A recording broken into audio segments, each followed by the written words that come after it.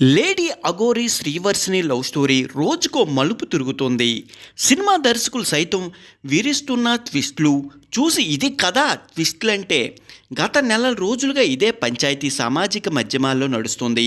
గుంటూరు జిల్లా మంగళగిరిలో బీటెక్ చదువుతున్న శ్రీవర్షిని సనాతన ధర్మం కోసం పాటుపడుతున్న లేడీ అఘోరి లేపుకుపోవడం సంచలనమైన సంగతి తెలిసిందే.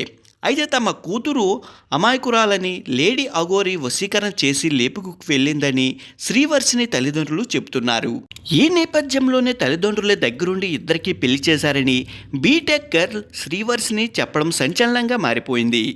లేడీ అఘోరి శ్రీవర్షిని ఈ ఇద్దరి మధ్య ఒక పెద్ద కథే నడుస్తుందని స్పష్టంగా తెలుస్తుంది. రోజుకో మాట పోటుకో అబద్ధం సోషల్ మీడియాలో ఏదో రకంగా కనిపిస్తున్నారు. శ్రీవర్షినికి అయితే మానసిక సమస్యలు లేవు, కానీ అలాగే మెచ్యూరిటీ లెవెల్స్ మాత్రం అస్సలు లేవు. ఒక మాయ ప్రపంచంలో బతికేస్తుంది. భవిష్యత్తుపై పెద్దగా క్లారిటీ లేదా అన్నదే ఆమె మాటలో అర్థమైపోతుంది. ఈజీగా మనీ సంపాదించాలని లక్ష్యంగా పెట్టుకున్నట్లు ఆమె చెబుతున్న కొన్ని విషయాలు తెలుస్తున్నాయి. నిన్న మొన్నటి వరకు అఘోరి వద్దకు నేను వెళ్ళనని చెప్పిన అమ్మాయి సడన్గా ఇప్పుడు అఘోరి ఉంటాను అంటుంది.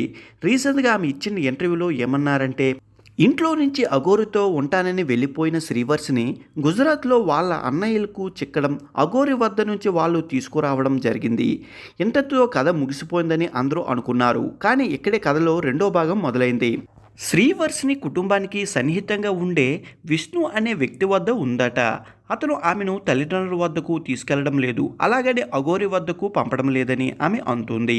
అసలు ఈ విషయం టీవీ ఛానల్ స్టూడియోకి వచ్చి చెప్తే బదులు శ్రీవర్షిని పోలీసులకు ఫిర్యాదు చేయొచ్చు కదా అనే అనుమానాలు అందరికీ కలుగుతున్నాయి. కానీ ఎందుకు చెప్పడం లేదు?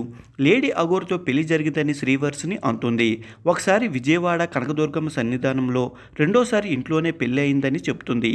లేడీ అఘోరి తాళి కూడా కట్టిందని అంటుంది. అయితే మరి ఈ విషయం ఇన్ని రోజులు అఘోరి శ్రీవర్షిని ఆమె తల్లిదండ్రులు కానీ ఎందుకు చెప్పలేదని సస్పెన్స్గా ఉంది. ఇక చెన్నై నుంచి అఘోరి గోల్డ్ చైన్ తీసుకొచ్చి తన మెడలో వేసిందని శ్రీవర్షిని అంటుంది. ఆమె తల్లిదండ్రులు కూడా అఘోరితో కోడలు పిల్ల అని పిలిచినట్టు చెబుతుంది. అంత అన్యోన్యంగా ఉంటున్న క్రమంలో విష్ణు అనే వ్యక్తి వచ్చి అంతా పాడు చేశాడని, తల్లిదండ్రుల మనసు కూడా మార్చేశాడని అంటుంది. ఫైనల్గా అఘోరితో కలిసి ఉంటానని శ్రీవర్షిని చెప్తుంది. అఘోరి ఆడ మగ కాకపోయినా తనకు ఇష్టమేనని,